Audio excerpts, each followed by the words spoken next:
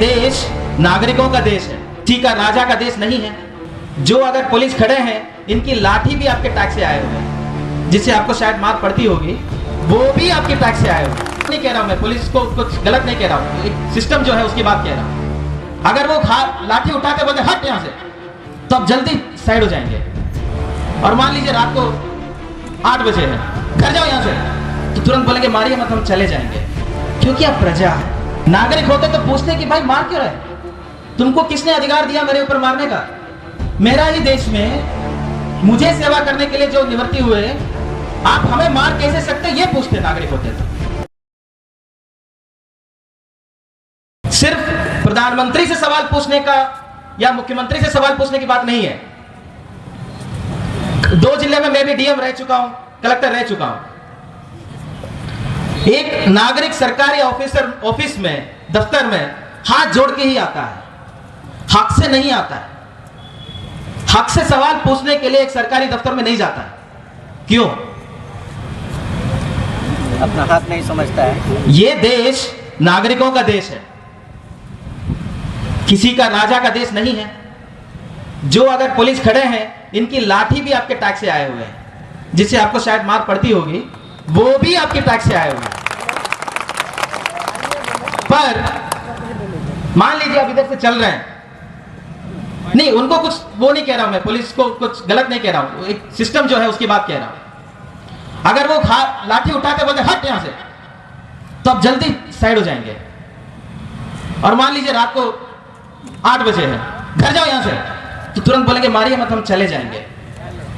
क्योंकि आप प्रजा है।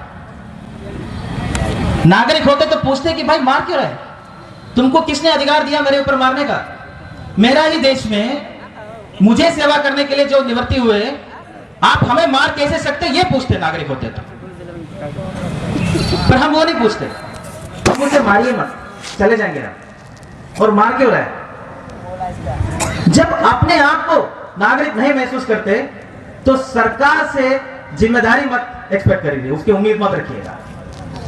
जब खुद से नागरिक होने का उम्मीद नहीं है आपको, तो सरकार से जिम्मेदार होने का उम्मीद भी मत रखिए। वो भी राजा की तरह ही बिहेव करेंगे जब तक आप प्रजा की तरह बिहेव करते रहेंगे। तो ये मैं अभी किसी ने, कई सारे लोगों ने बल्कि मैसेज किया, जब उनको पता चला कि मैं सिवान में आ रहा हूं, उसमें से एक ने मैसेज किया है कि यहां से कई सारे लोग बाहर जाते हैं,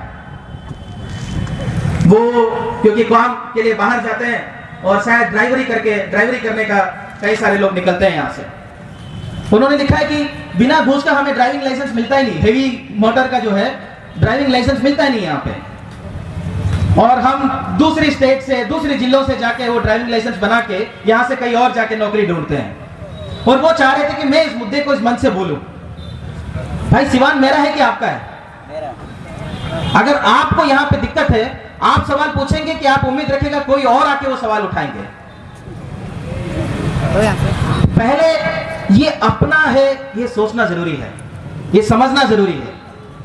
ये मेरा है, ये देश मेरा है, ये प्रदेश मेरा है, ये जिला मेरा है, ये गांव मेरा है। और अगर यहां कुछ ठीक नहीं है, उसको ठीक करने का जिम्मेदारी भी मेरी है, कोई और आके नहीं कर सकता ये। उसके जगह पे हम अपने आप को प्रजा ही, क्योंकि आसान है प्रजा बनना, नागरिक बनना बहुत मुश्किल है। चीजों को समझना होगा, सवाल उठाना होगा, फिर लड़ना पड़ेगा, हो सकता है सड़क पे उतरना पड़े, मुश्किल है। नागरिक बनना बहुत मुश्किल काम है, प्रजा बनना तो बहुत आसान है। मिल गया तो मिल गया, नहीं मिला तो नहीं मिला, 4 बार गाली दे दिया, कुछ खोज लिया, अरे सारे चोर है, सारे वैसे ही है, खत्म। बहुत आसान काम है। और आदमी हमेशा आसान रास्ता चुनता है, सही और गलत रास्ता नहीं चुनता है।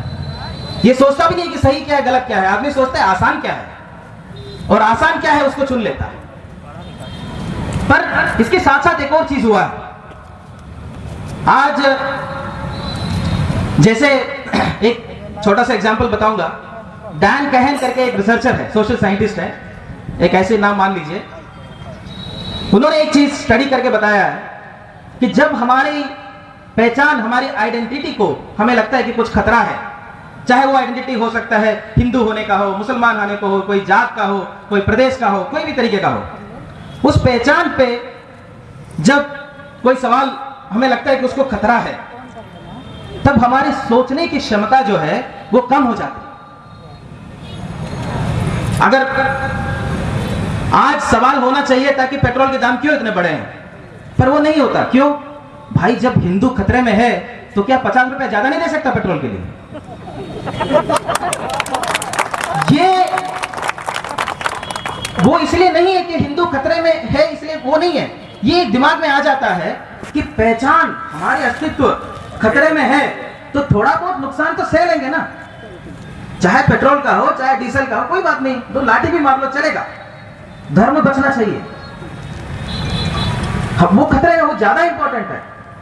और ये एस्टैब्लिश्ड है कि जब हमें ऐसे लगता है हमारी कोई आइडेंटिटी खतरे में है तो हमारे सोचने का क्षमता वो नीचे हो जाता है।